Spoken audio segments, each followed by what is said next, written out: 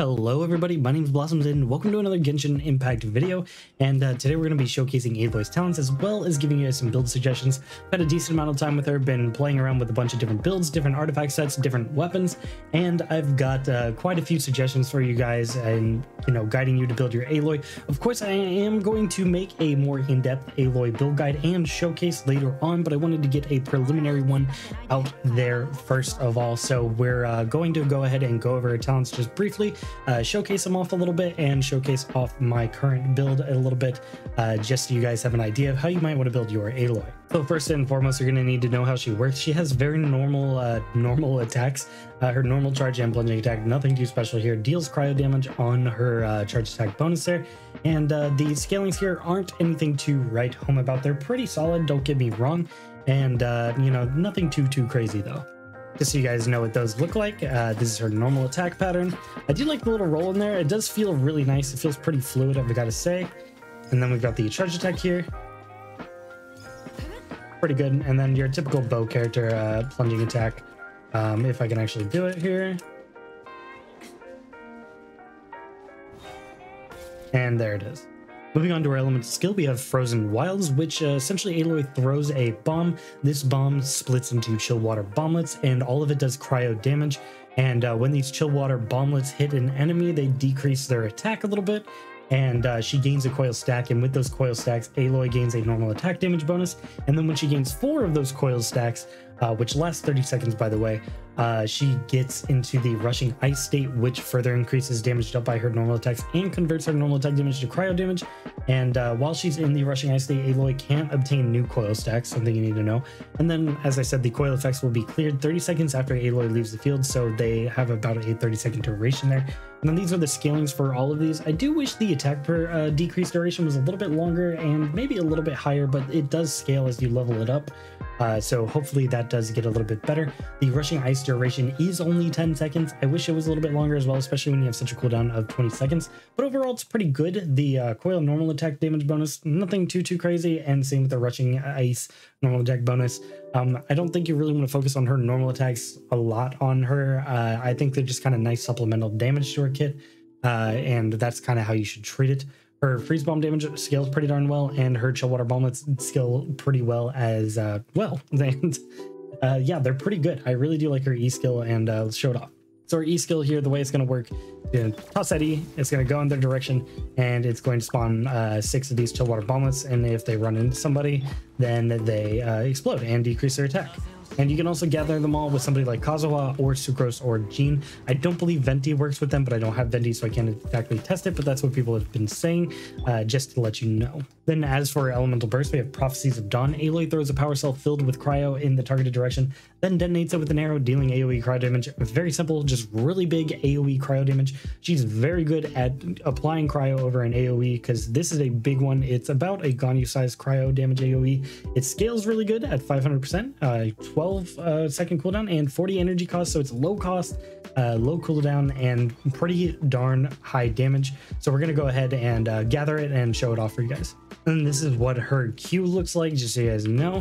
One big AoE there, about 14k. It might be a little bit lower than Ganyu's now that I think about it there, but it is a really solid AoE there and does scale pretty decently, as you saw. Moving on to our passive talents here, we have Combat Override. When Aloy receives the coil effect from Frozen Wilds, her attack is increased by 16%, while nearby party members' attack is increased by 8% and lasts for 10 seconds. Pretty darn good, especially since this is the coil effect.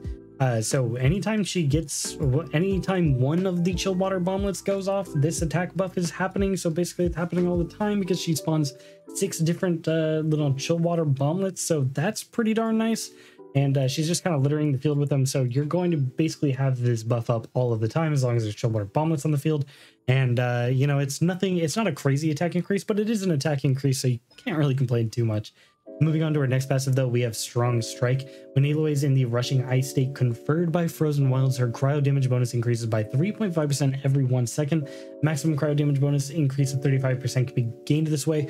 This is very easy to proc. Essentially, you ever get her to the rushing ice state, she's just going to get a bunch of cryo damage bonus every second. I have no problem getting my Aloy from her 76 cryo damage bonus to 106 cryo damage bonus.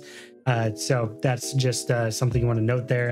It's kind of harder to catch her under that like 30% for the most part. If you're with like a gathering character like Kazuha or Sucrose or something, you are going to be getting pretty much all of this, cryo damage bonus, just because all you're going to be getting into that rushing ice state. It is very, very easy to get a bunch of cryo damage bonus off of this.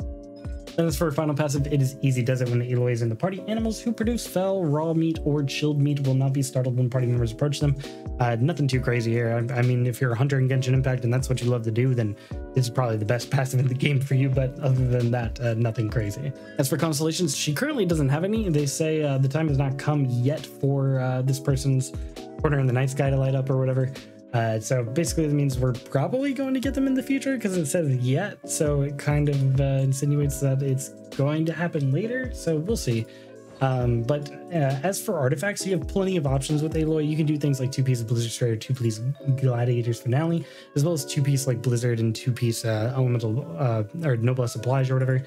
You can mix and match those all you'd like. 4-piece Emblems of Severed Fate isn't the worst if you're trying to go for some kind of crazy reverse melt, but I can't say that's really the move. If you really need the energy recharge, then of course go for that.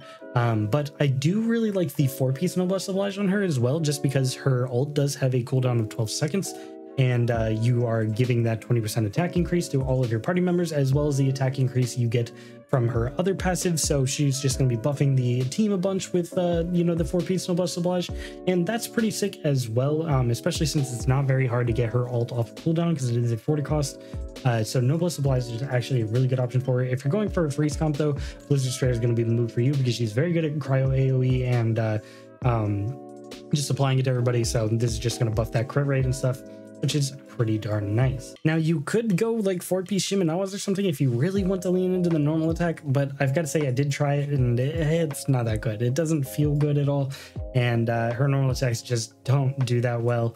Yoimiya is significantly better than her in the normal attack department, and a lot of people have had problems with Yoimiya, so I really wouldn't try to force the normal attacks on Aloy, just saying. As for the main stats, of course, attack percent, a cryo damage bonus, and then crit rate or crit damage are going to be the move for her. She doesn't scale off of anything else really, so that's kind of going to be the move for you. Of course, if you can't get to that 40 crit rate and 80 crit damage, then I suggest you go for an attack percent circlet. But other than that, these are the main stats you want to look for, and your substats that you're going to want to be looking for are, of course, crit rate and crit damage are going to be your best friends. Attack percent is going to be wonderful as well, and then energy recharge is going to be great as well, because even though she does have a low cost burst, having as much energy recharge as you can is going to ensure that you can get it as soon as possible, especially since she generates a ton of particles with her E. She generates around 4 or 5 particles with her E, and if you have enough energy recharge, then of course you can just get her ult from 1 E skill hit, which would be really, really nice, and that's kind of what I want to build into going forward.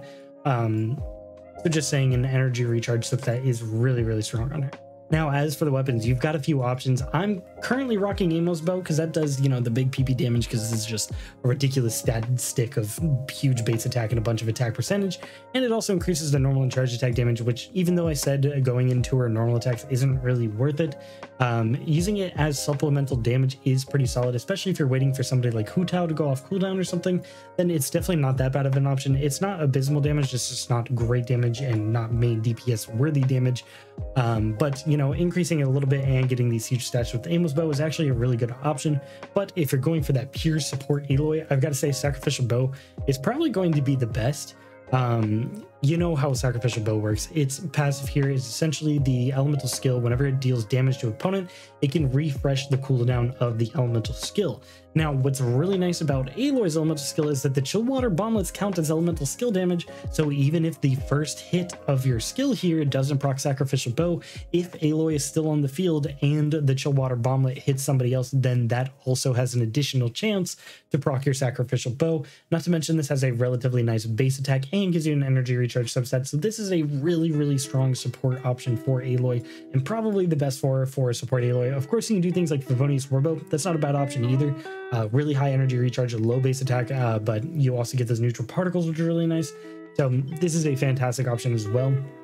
If you are forcing the normal and charge attack, Hamayumi isn't the worst option, but I don't recommend it. You can, of course, use her bow if you're on PlayStation, though, because you can't really seem to use it anywhere else, which is a little weird, but it's not that amazing anyway, so I would still recommend Sacrificial Bow or Amos Bow over it.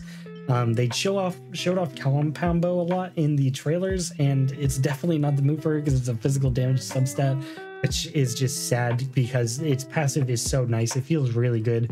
Especially on her, it makes her normal attacks just a little bit more fluid and she gains that attack percent, but the physical damage bonus just, it's not worth it. It's not good. I just don't go for it. So really, you know, Sacrificial Bow and Amos Bow are kind of my top 2 picks. Stringless isn't a bad option, especially if, as I said before, you are going for that reverse melt. It's a pretty solid option. I do like Stringless. It is a lot of extra damage for your elemental skill and burst. So if you have really good substats without a Stringless, or without your weapon or anything, then Stringless actually might be the move for you because it is just a nice cherry on top. And so we're going to go ahead and show off just a little brief Aloy build here. And I've got my Amos Bow as well as the 4-piece Noblesse Oblige set. And my stats aren't anything too crazy. I got like 1800 attack.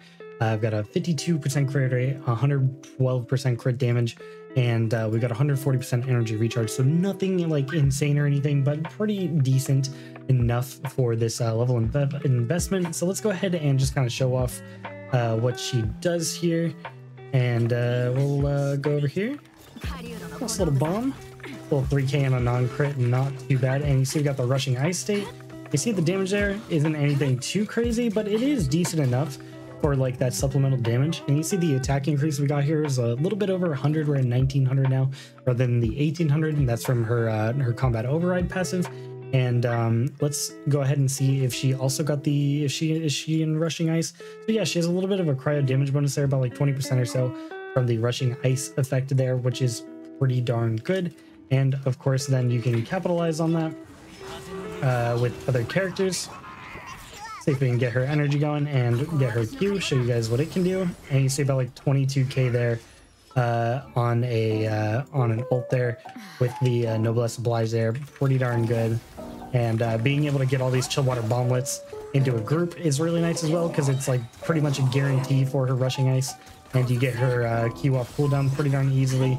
And you get that Noblesse Oblige bonus, which puts her at like 2000.